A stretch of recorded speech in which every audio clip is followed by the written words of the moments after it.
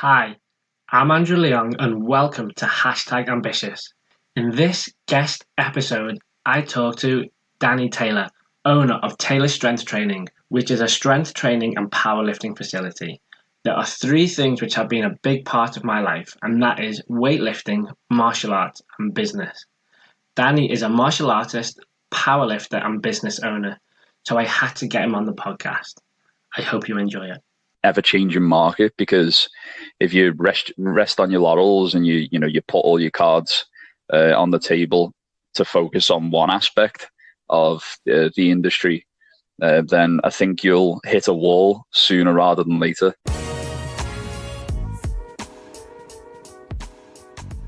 Basically, I find you super interesting. You got like a lot of stuff you're doing. It's just like, wow, I just find so fascinating. It's really candy. Literally, like I've had like heard so much about you beforehand, but like now I'm getting to know you. It's like, wow. So I'd just love to know how like you got started with Taylor Strength Training. Like, how, like where did it all begin? Okay, where did it all start? I started coaching people in parks for £10 an hour, and then worked my way up. Basically, in a nutshell, that's the TLDR, if you like. But wow. Yeah, I used to have a retail job. I always had a bit of a passion for getting fit and getting stronger. One of my colleagues I worked with at the time, who's our number 2 now, Danny, another Danny, he inspired me to look into like research it more and eventually get qualified. And then, yeah, just started doing more of my own research. I quickly subscribed to some really well-known coaches, mainly in like America, like Joe DeFranco, Zach Evans, who all had their own gym facilities. And so that was always the dream for me. So back in 2011, I become a qualified gym instructor. And then, yeah, just started coaching people in Calderstones Park for £10 an hour. I had one client. And just worked my way up from there. To be honest, I started doing things like boot camps, just anything I could just to get my name out there. And yeah, it just grew from there. I ended up with an opportunity through a friend who worked at a independent gym. At the time, it was called City Boxing Fitness. We're on Kempston Street, now known as Power and Fitness Gym, which I believe is where you're going to be competing soon, young man. A couple of months' time. With your help, Let's see what happens. So going on from there, I went in. I basically done a taster session for the best boxing athlete at the time, who was doing professional bouts at this point. And the head coach was really impressed with what I'd done. I just took him through like a strength and conditioning session. Basically, I just found out, what it was that he was trying to achieve. And yeah, I was able to base my services out of that gym then. And then now, because I had a base, I had access to equipment. It had more of like an old school, like kind of blue collar atmosphere, which is what I always wanted, because of my main inspirations were the likes of Joe DeFranco and Zach Evans, who promoted that kind of mentality. And that's what their gyms are like. So it was a dream come true for me, being able to like base my services out of somewhere like that. How long were you there for? 3 years. So that's relatively. So that was 3 years before you opened up Taylor. Yeah. So from 2012 until about 2015, and that's when we opened the doors to Taylor Strength. Wow, that's really fast, because I've met a lot of PTs over my time, and it's a tough role. It's a tough job. Yeah. So what did you do differently? What's made you successful? I'm just extremely passionate about what I'm doing. I think that's what drives me. I'm not trying to line my pockets. I'm not trying to make a quick buck, if you like. I'm actually trying to change people's lives, and that was kind of my ethos. They were my values for the first, say 6 years before I moved into more of like the business operations and working more on the business rather than in the business. But I'm still really passionate about coaching, as you've probably seen, and I still coach 10 hours a week, and I still love it. So I've still got a bit of a balance there. I still get the best of both worlds, if you like. So Liverpool. Are you born in Liverpool? I am. Are you? Mill Road, like everyone else. Mill Road Hospital. So in Liverpool, it's a hugely aesthetic city, I would say. I think it's got the highest sales for fake tan. It's even, there's a lot of people that's into. Definitely, males obviously and females are very into the way they look. So you could say, like, from a business perspective, it would look like the money's in the aesthetic style of training, as where Taylor is focused on powerlifting. What was your decision process there? I think it was because of my own experiences. Like, I kind of wanted to be that strong but skinny bastard, You know what I mean? I wanted to be like one of the strongest people in the room, but I didn't want to look like that. I wanted to be I just wanted to feel good. I quickly realized that I couldn't look like Arnold Schwarzenegger without some Egyptian supplements.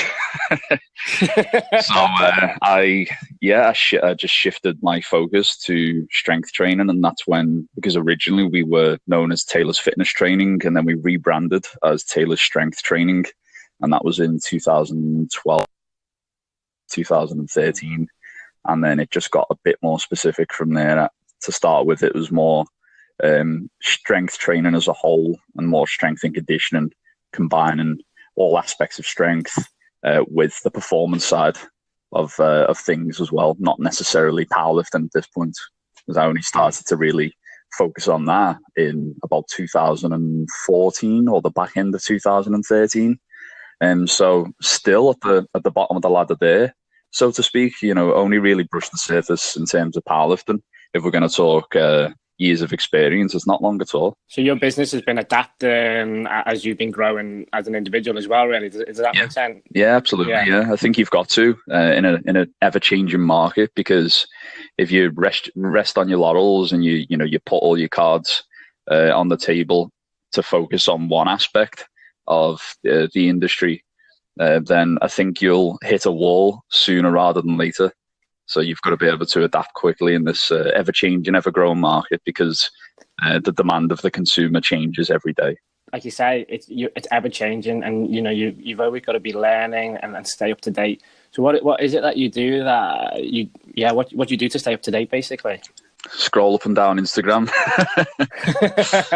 No, I do a lot of that, but it's not for bone idleness. That is just me doing market research and finding out what people are up to, what people like, communicating with people, and just finding out what their needs are. I suppose it's just keeping up with the times, really, and seeing what some of the leading coaches are doing across the world. As I say, some of my inspirations from America and other countries around the world, they seem to have core values but still be able to adapt at the same time, which is why they're able to sustain themselves long term rather than short term. So you're going through Instagram and you're looking at the consumer and what they're doing, and you're picking up trends there. But then you're also using social media to look at what your kind of like your inspiration, would you say heroes, or who inspires you and what they're doing? Is that right? Yeah, I guess it depends on your perspective, doesn't it? I suppose they are heroes to me because these are people I've looked up to from before I got the keys to the gym and before I even got into coaching. I suppose these are people who I'd follow for advice and download their ebooks and things like that. And I guess I've kind of built my own values and my own ethics based on the teachings of those coaches and their style of training. And I've always kind of stuck to my roots, if you like. You mentioned the names before. Are we talking about the same people, or pretty much like a range? Pretty much. So what is it that like specifically draws you to them? Is it the core values, or what is it? Yeah, I think it's just because I can relate to their passion for coaching and their passion for the industry. Like these people aren't out to make like a quick buck, like I mentioned before. They're in it for the long term, and you can see they're really invested, and they actually care about the clients. They're not just there to put this conveyor belt system in where it's just like, right, yeah, I've got 10 privates in a day, and like they're doing the exact same session And regardless of what the goals are, I just want to make money. And that's why I really like these coaches, because they seem to be more about the people than the money. And that's me. So how do, as a consumer, how do consumers differentiate between those who are passionate and those who are, like you say, after a quick buck? That's really difficult. Trial and error, I guess. I mean, the longer you're in the industry for, or the longer you research, or more you research these things, the more you'll see who's actually invested in you and who actually just wants to make some money. And there's nothing wrong. I'm not saying there's anything wrong with making money. Like, that's how businesses work. And, we've got to be able to make money to be able to invest back into the gym. Exactly. Everyone knows that. But, I think if you kind of look, and I'm not painting them all with the same brush, but kind of like your typical PT, people who will kind of put it in the name on the Facebook and things like that. They tend to be the people who consumers will kind of look through and eventually do enough research to be able to see that these people aren't actually invested in them so much as they are trying to just invest in themselves. I can see it myself. Like you say, the longer you're in it, the more you can see those things, and you can tell, can't you? Especially, I think also if you go to a gym, you can see the difference between a PT who's really, really passionate and loves what they do, and those who are kind of, just fell into it, or it's a stopgap. It does shine through if you know what you're looking for, I think. Yeah, definitely. There's a big difference between, for me, a PT and a coach. So you've got to be able to define that. And I think as a consumer, you've got to be able to do the right amount of research and maybe get a couple of character references and look into people's testimonials and make sure that people haven't paid for 10,000 followers and stuff like that, and just speak to people. My number one advice, I guess, if you're a consumer listening to this now, is always ask the reason why. So if the PT or coach is asking you to do something or giving you some advice, just ask why. And if they can't give you a clear-cut answer, or they can't turn around to you and say, I don't know the answer to that, but I'll get back to you, then that's normally an alarm bell for me. But that could be an alarm bell for you as well if you're thinking about signing up with a coach for 6 months or whatever. You just made a really good point there. There's a difference between a PT and a coach. So there's two questions that sprung to mind from that. Is, how do you define the difference between a PT and a coach? And from a business perspective, how do you communicate that to your customers? I suppose, backtracking on what I said then before, it would be that we're actually invested in the individual, and there's a duty of care.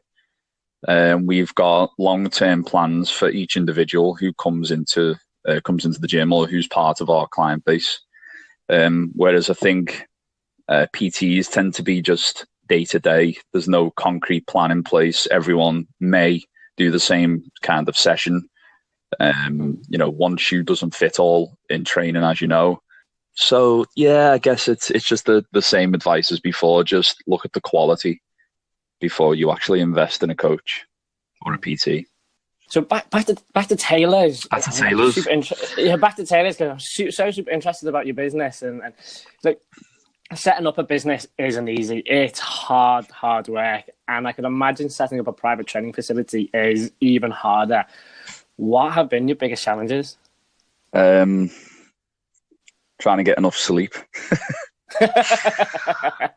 Genuinely, I struggle with sleeping anyway. I'm quite a light sleeper, so trying to get enough sleep, trying to get enough rest, make sure I'm not overworking, just knowing when to stop. Like, because obviously when it's your baby, you're the driving force. You're constantly trying to work on it and mold it and make it better. And sometimes you've just got to know when to just slow down and drop down a gear. And I find that really difficult even now after doing this for 7 to 8 years. That's one of my biggest challenges. And probably just trying to,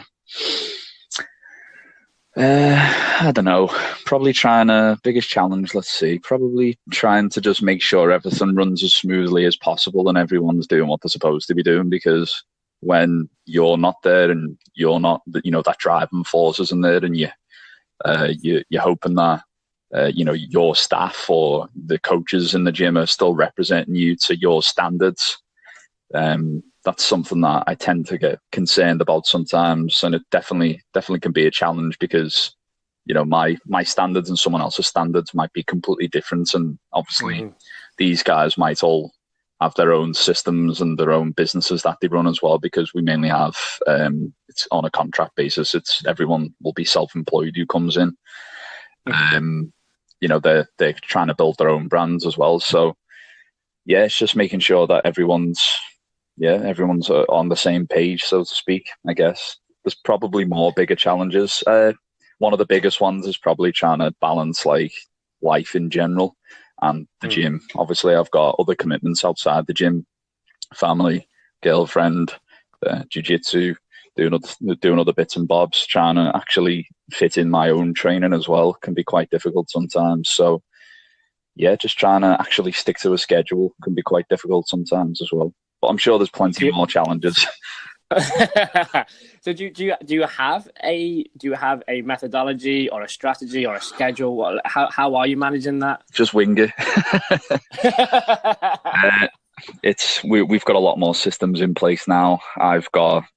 We've used like project management software to manage day-to-day tasks and then tick them off, and then we've got like our more specific tasks or our longer term, shorter term tasks in different segments, so we can tick them off and assign them to different people. We've got a recently promoted operations manager now as well, so he's going to be taking on a lot more responsibility. So that'll certainly kind of ease the pressure off me, and I'll be able to focus on other aspects of my life. But I'll probably just end up filling the gap with something else. It's always the way. There's always something. Yeah, knowing you, Danny, from what little I do know about you, like to keep yourself very, very busy. You got a lot of plates spinning, but it's good. Life's too short, isn't it, not to do all that stuff that you want to do? Yeah, I just want to touch on something you mentioned before. Yeah. Because this is the complex or the paradox with running a business, because you have it's your baby, as you said before. You built it, you're hugely passionate about it, and you have your vision, and you want it to be a certain way, and you want things to run a certain way. But at the same time, part of running a business is being an entrepreneur, and part of being an entrepreneur is having other people, stepping away from the business and allowing other people to do the things that they need to do to help the business grow. Yeah. And you mentioned before that was one of the difficult things. So how have you managed that? Like what's your process there? We're just trying to, obviously, in order for us to move forward, I had to step away from coaching somewhat. So stepping into like the entrepreneurial role, if you like, or the managerial role, I had to make sure we had certain systems and standards in place so that we were still delivering a high standard of coaching, and a high standard of service as well, and good customer service, etc. And it still had that same passion that I could deliver in my sessions. So it was just making sure we were quite frugal in our recruitment process, which I'm sure you can give me some advice on. And just making sure we were choosing the right people for the role. And so far, yeah, we've got a great team. Everyone represents us to a really high standard. There's still, challenges day to day, but that's to be expected in any business. So yeah, it's just making sure that, again, everyone's just operating at a high standard and following our procedures. Basically, we've just got part of like our operations manual for the business will be like what's expected of coaches and certain systems that they've got to follow in order to provide results for their clients. But because we do operate a private training facility, everyone who comes in has got a coach. So there's no idiot who come in. Everyone's trained to a high standard. You haven't got people swinging dumbbells around or curling in the squat rack kind of thing. So yeah, I guess that's the answer to that question. There's another question I've been dying to ask you, and you have indirectly answered this question and listen to the podcast, but just so you can kind of put it into to make it black and white, basically. So before I'd trained at Taylor's, before I'd met you, I had so many people come up to me and mention your brand name, and I've been training for 20 plus years, and I haven't had people come up to me that much about a gym. So obviously you've got a really loyal following and you've got a really strong word of mouth. Why do you think that is? Well, I'm really humbled by that. First of all, that's great to hear. Always, that's always good to hear. I think just because of the high quality results we produce, we've got really high standards when it comes to coaching. We've got a really professional atmosphere at the gym, but at the same time, we've built such a unique community, especially with specializing in powerlifting and now moving into the Olympic weightlifting. There's just a number of people from different walks of life, and it just, because we're all working towards the same goal, it just creates such a unique atmosphere and community within the gym. And I think that's what makes it special, and that's why people will likely say kind things about us. And just because we actually, again, going back to what I said about the difference between PTs and coaches, is like we're actually invested in the client, and we will.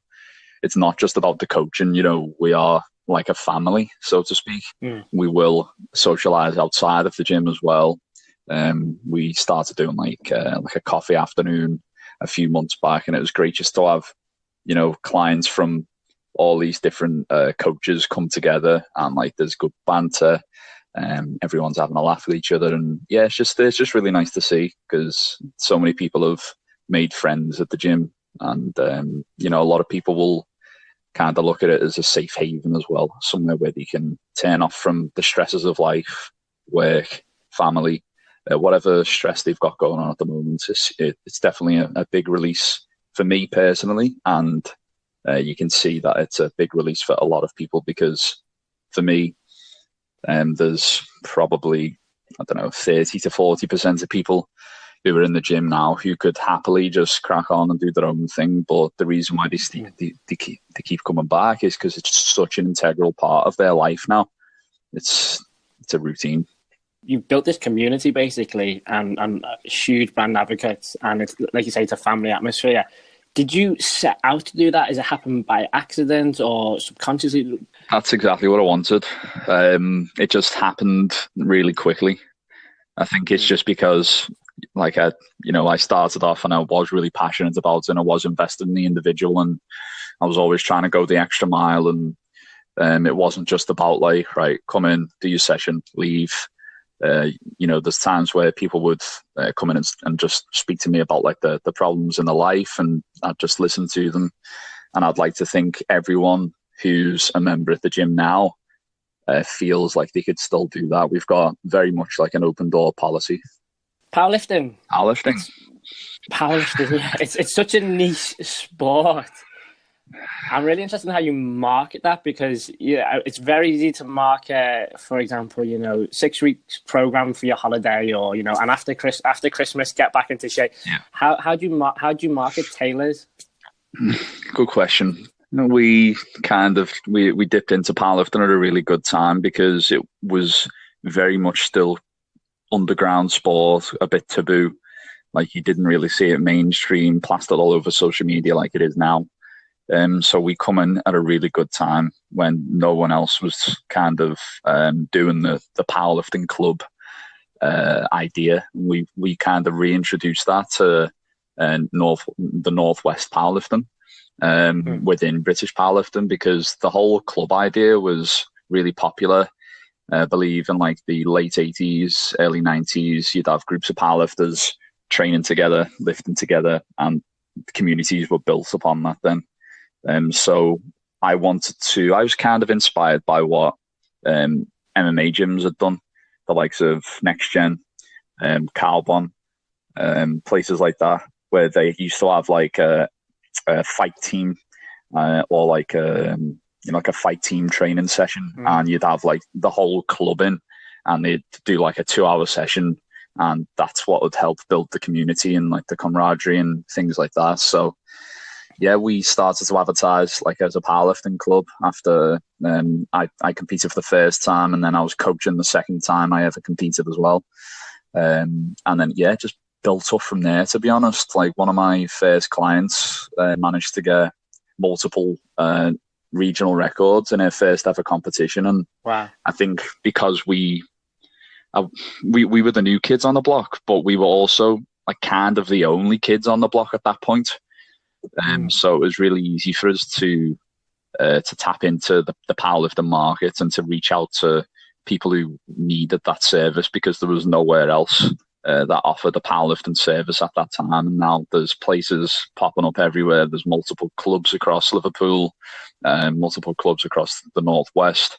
I realise it's still not as mainstream as the likes of CrossFit, because there's CrossFit boxes on every other corner of the street now, but it's definitely on the up, and I think it's because of a massive influx of females into the sport as well, who tend to be more vocal on social media than what men do. Men tend to keep it to themselves, but there's even a lot more men advertising it now as well, which is great. So we just wanted to offer somewhere to come and lift, and somewhere to come and learn, and somewhere where you could just come and make friends and get strong. Do you know what I really loved what you were saying there is that you looked at other industries like mixed martial arts to see what they were doing, and you brought that in. Yeah. I think that's really, really intelligent. Do you look at any other industries? Is any other industries or anything else inspired you at all in terms of marketing? And I guess there's like you've got a kind of smaller parts or different parts of the health industry, or the fitness industry, the sports industry. So maybe aspects of different sports that we've took into consideration when we've been trying to market, or we've been trying to put a new service together. I can't really think off the top of my head if there was anything that really stands out, but mainly it was kind of what are the big mixed martial arts gyms doing, and what makes that successful for them. And it was kind of the fight team sessions that they were doing. And they used to have like small group coaching sessions as well, where people would learn from one another, which is basically the model that we've adopted now. And it's our most popular premier service at the gym. So what's next for Taylor's? Have you got any future plans? What's going on? Big plans. We've got, oh my God, like you'd have to sit here for another hour, but I'd do it. I'd listen to you all day, Danny. We've got big plans. We're hoping to expand into a new premises in the very near future. So that could be something happening sooner rather than later. So we're kind of outgrown ourselves. We need to move to a larger location now. We want to be able to do that in the city centre as well, so we can reach out to multiple people across Liverpool and across Merseyside. And we're accessible for everyone to get to then. And because we've got I work at the University of Liverpool as well, so it's coaching their powerlifters as part of the strength and conditioning club. So I'm the head powerlifting coach there, so we're tapped into the student market there. And because we've got the varsity powerlifting brand as well under our belt, which has just been rebranded as Varsity Strength Sports to incorporate Olympic weightlifting as well. We've got a good relationship with John Moores University too, so we want to be able to tap into the student market and offer them a really good service for coming to get stronger, whether that's in powerlifting or Olympic lifting. We want to be able to potentially franchise out into multiple locations across the UK in the next 50 years. So we have got a strategic objective. And deliver the same kind of unique but intimate service that we've managed to deliver for people in Liverpool, and be able to replicate that process in other big cities across the UK. That's basically it in a TLDR, if you like. I could go into some detail about our future plans there. No, that's absolutely brilliant. And it sounds like you'll end up doing it, and probably doing it very, very well, Danny. Can we have a little chat about powerlifting? Because it's like you say, it's growing. It's not hugely popular, but like you said, I can see it taking. It's definitely growing. So I'd just love listeners to maybe learn a little bit more about powerlifting, if that's okay with yourself. Yeah, sure. How does it work? I know that's a quite open-ended question, but I'll let you start that off. So what is powerlifting? Powerlifting, it consists of 3 movements. You do these at competition. You've got, in order, you've got the squat, which is where you have the barbell on your back in a high or low bar position, whether that's across the traps, so the top of your neck, or across the shoulders, kind of like the rear delts. sitting across the shoulder blades more. That's where you'll have to lower your hips down below your knees and then stand back up with the weight, and you do a 1 repetition max basically, or you'll have 3 attempts on the squat. So you'll either be building up towards that max, or you'll exceed it by the first or second attempt, depending on a lot of things training wise. Then you've got the bench press, which you should know what the bench press is. Everyone knows what the bench press is. National Bench Press Day is every Monday, if you didn't know. And everyone does always do legs on a Monday. Good lad. When you're a powerlifter, it's always squats on Monday. Absolutely. So with the bench press, you'll hold the weight lying down on a flat bench with your back on the bench, head on the bench, hips down, feet down, and you'll lower the bar down to your sternum, and then you'll press it back up towards your shoulders until your elbows are fully extended, and then you can rack the bar from there. Again, in a powerlifting competition, you would get 3 attempts on the bench press, unless it's a special competition of some sort, but typically it is 3 attempts always on each lift. And then So how's it? Go on. Sorry. Oh no, you're gonna talk about deadlift then, Rennie. Sorry, I interrupted. You carry on. Okay, so the deadlift, you pick the bar up and you place it down on the floor, and that's it. How's it scored? It's scored by weight lifted, and then if you are lifting the exact same weight as someone else, then if you are lighter, then you will score higher, and that's what Wilks points are. Basically, you'll have to Google the Wilks coefficient, it's called, and that's a formula which helps you score based on your body weight in relation to the weight that you've lifted. So if we both lifted 100 kilo and you weighed 70 kilo, but I weighed 80, you would win because you're lighter. Okay. If that makes sense. So what? Absolutely does. So what separates the winners then? What in your experience of you training and going to competitions, what makes the winners the winners?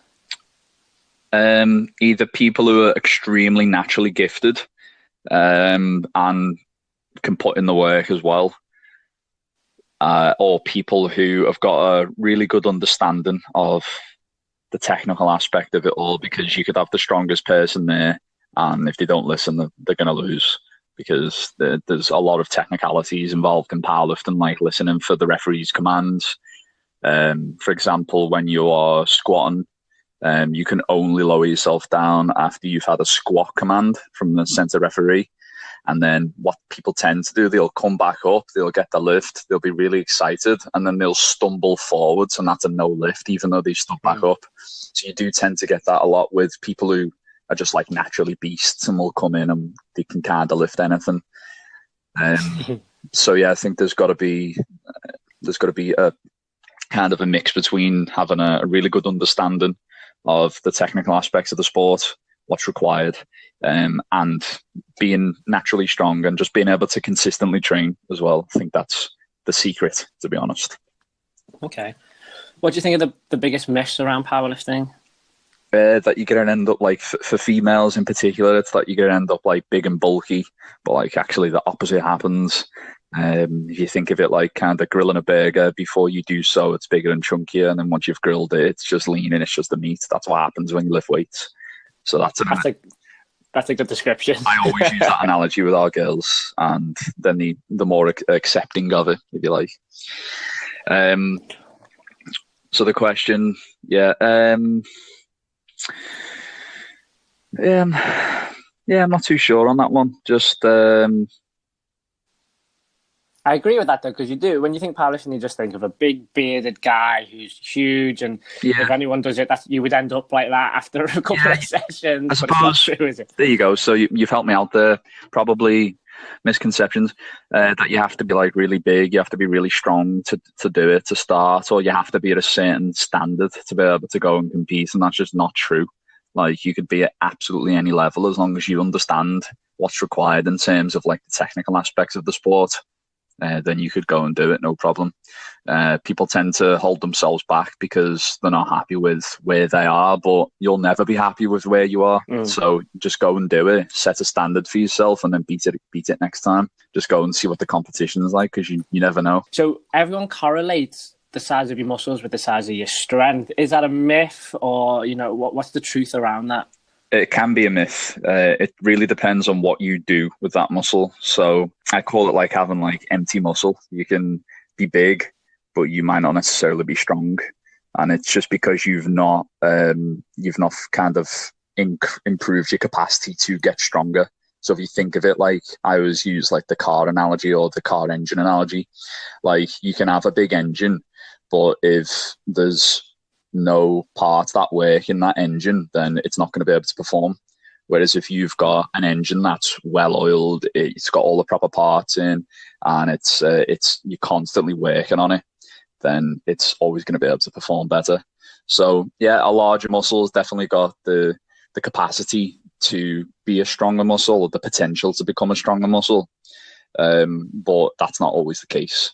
You've got some people who are just like really got really naturally good genetics, and that's what's great about powerlifting. Like, you might go into the room and the smallest person in there might also be the strongest person in there, and because of obviously the Wilks formula and pound for pound. But yeah, I've seen people who are in the 66 kilo class, for example, outlifting people who are in the 120 plus class. So yeah, just because you're bigger doesn't necessarily mean that you are stronger or harder, in my experience. What's the what would you say the percentage is between mental and physical then? Mental's massive game. Typically it does tend to be a lot of mental. I wouldn't. Is it a 50-50? You've got to be able to perform physically, but I think if your head isn't in the game, then you're not even going to be able to switch the car on, so to speak. Like, you're not even going to be able to get that engine going. So I think the mental game is massively overlooked, and we've got a sports psychologist who works with us. So he closely works with our powerlifters and some of our other athletes and lifters as well, and just helps them with whatever anxieties they've got about lifting. So yeah, it is a big thing, and we've been learning a lot more about it recently with Thomas working with our lifters. So I'm just realising how important it actually is. But at the same time, just as an example, there's times where I've competed and I've been really up for it, but then there's more pressure, so I haven't been able to perform. And then there's times where I've not wanted to be there and not wanted to compete, and I've had a really good competition. So it really just depends on the day, and a lot can change in a couple of minutes and a couple of hours. So, because it is quite, I mean, you're approaching the squat rack. You've got a weight that you've never lifted before. All eyes are watching you. Even if you're just doing it in the gym, it can be very scary. Do you have any mental techniques, or how do you approach that? I've seen a video where you attack the bar to get in the frame of mind. What's your mental process before you approach a big lift? For me personally, I try and stay as composed as possible until I'm under the weight. But again, it really depends. So, like the video that you're referring to, that was a PB for me. There's 182.5 kilo, and it was something that I'd always wanted to achieve. But I already knew that I could do that weight. I'd already completed it mentally, so I knew I was going to get it regardless. I'd kind of pulling myself into and hit myself with the bar a little into my chest. That was more just like, right, let's go, let's get switched on. But I don't know, when I'm lifting, I kind of have tunnel vision, especially when I'm kind of peaking as well, and I'm getting stronger and getting closer towards these 1 rep max numbers. I do tend to everything just switches off. That's around me, and all I can think about is the lift. But yeah, I do tend to visualize a lot. I think about it a lot and complete it as many times as possible in my mind before I'll actually attempt the lift. And sometimes it goes, sometimes it doesn't, but it depends on how you respond to that afterwards. You can either curl up in a ball and cry about it, and then that'll set you back more, or you can just use that as motivation for next time. Right, you know exactly where you are now physically, performance wise, and then you can start to plan in terms of what you need to do, where you need to be in order to achieve that weight next time. Do you know, I love a lot of the points you said there, because I started powerlifting back in January. I mean, you probably couldn't even call me a powerlifter. I'm doing powerlifting style training. It's changed my life, and it's really helped me mentally. So we live in such a fast-paced world. You can get everything instantly. You can buy something off Amazon and it's here the next day. You can click a button and the film is ready to watch. So I think that style of life goes into all areas of expectation. So you believe everything's fast, but really not everything is fast. And I think with powerlifting, what that's helped me to remember is important things are a process over time. So you can't just on your second training session squat 200 kilogram. It's just not going to happen. It's a growth over time. So that's powerlifting for me has really helped me in my outside life in business. When we're working with clients, knowing that it's a process to win a client, and getting them to where they want to be is a process. It's not going to happen overnight. So it really helped me get a realistic, rounded level of life. And I just wondered, has powerlifting, I think it has based on what you were saying before, but has it helped you, or have you seen it help your clients in their personal life and their careers or what have you? Yeah, absolutely. Not just in terms of like being able to use this focus as a release from the stresses of life, but being able to maintain a good discipline when it comes to other aspects of life as well. Powerlifting is essentially a metaphor for life because, as you just said then, it requires a long-term commitment. It's a process. It does require a lot of discipline. And then you'll have peaks and valleys as well, just like life. You'll have good days and bad days. And that is, I think, that can be translated well into training and vice versa. It's growing, and I can't wait to see it grow even more because I just think it's such a positive. One thing I like, so we touched on MMA before, and I love MMA. I grew up around MMA and martial arts. But what I found with, as much as I love it, the community is slightly different in powerlifting because I don't feel like people are competing with each other. I feel like people are competing with themselves in powerlifting. So there's a more sense of community and help. As we're obviously in fighting or other sports, it's more you against the world, if that makes sense. Yeah, I understand. So powerlifting's got such a unique community, and one that I've not experienced in any other sport before, because there's no individuals like kind of facing off, and there's no like big rivalries. So, there's some rivalries, but only at like kind of high level British or like world level. And it's just when you're up there, it feels like everyone has got your back, and you might be really close to say third or second place, and the guy who's kind of neck and neck with you for second and third place he may have just gone and done his lift, but then when he comes off the platform, he'll have his hand on your shoulder, like egging you on to try and get your lift, which is it's unheard of in sport, and I think that's what makes it so unique, and that's what makes it attractive, because people love that kind of that support, especially in somewhere where you've got to get up and you've got a big crowd of people in front of you, and all like the spotlight's on you as an individual when you're up there on the platform. And I think knowing that the entire room is behind you and supporting you, it can go a long way in terms of being able to have a positive effect on your performance and your outlook for the sport. That's one of the main reasons that I want to compete, because I've competed in martial arts. My last fight was 2 years ago, and it was cool, but at the end of that, I was like, I'm retired from competing now. I'm just fed up of just trying to fight the world. But with this, I'm really looking forward to competing and really making friends and kind of obviously being better than I was, better myself, but just being part of the community. So I'm really looking forward to that. In terms of training, not just powerlifting, but all types of training at the moment, I feel that people have got more into fitness, health and lifting weights. And I think it's down to Instagram because it's becoming a lot more visually seen. Obviously, it's a good thing that people are training more, but obviously it also has some downsides. I just wondered what your opinion of it all was. It's great on a whole, isn't it? Because you've got the likes of CrossFit, which is kind of leading the way in terms of what you're seeing across social media these days and mainstream media.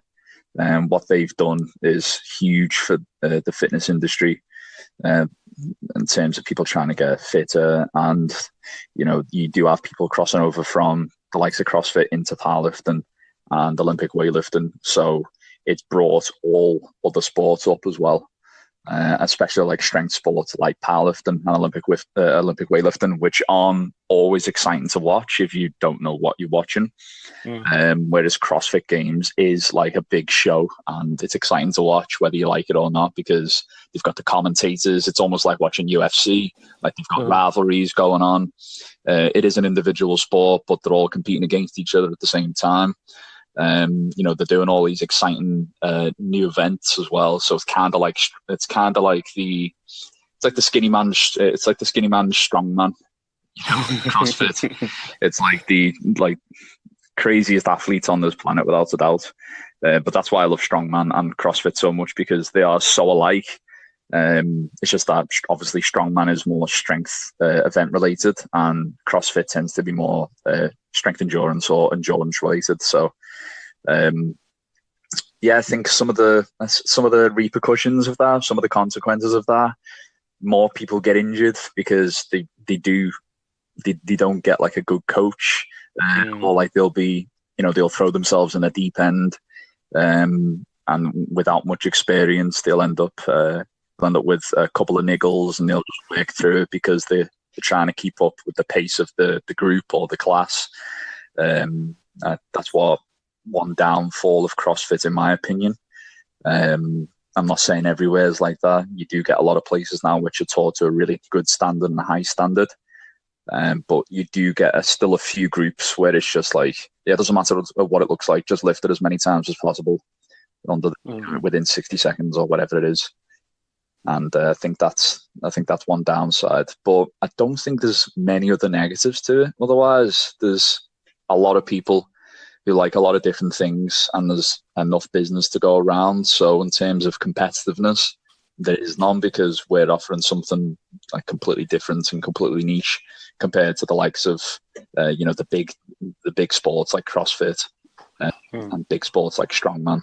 Again, like strongman's like really, really taboo at an amateur level. You're not going to find a strongman gym anywhere, but that could be something on the horizon soon as well, Andrew. So it sounds like you've got it in the plans. So powerlifting I love it. It's not just for men. It's not even just for adults. If someone wants to start, what do they do? Just do it. Just start. I'd maybe try and find a group of people who are already perform on the powerlifts and try and work in with them. They're not going to have a problem with it if they've already competed themselves. I'm speaking of like, a commercial gym here, because most people who are going to get into it initially probably going to come from a commercial gym. So just try and fit in with a group of lifters who seem to know what they're doing. If you look at the technique and you're like, wow, that's really impressive, don't look at what weight they're lifting. Just go like, oh, have you ever heard of powerlifting, or do you perform the lifts? Working with that group, I'm sure they won't mind. Get yourself a training buddy so you can watch each other's technique, give feedback, do some research on the internet, read the likes of Chad Wesley Smith, Mark Bell, some of the other big name powerlifters in across the globe, and maybe look at getting a coach when you get more serious into it. So you've got someone who can have more of an objective look at what you're doing, teach you the safe and correct way to do it. You learn all the technicalities. You can get a program, and you can join a community. Danny, how can people reach out to you if they want to learn more about you, tailors, or start a program with you? What's the best way to contact you? Probably take a little look on our website. You can check us out on tailorstrength.co.uk, www. of course. You can check us out on Instagram. That's at tailors_strength. We are facebook.com/tailorstrength. You can give us a message on there, or you can contact me directly via email, and that's danny@tailorstrength.co.uk. I'll put all these links in the description for you.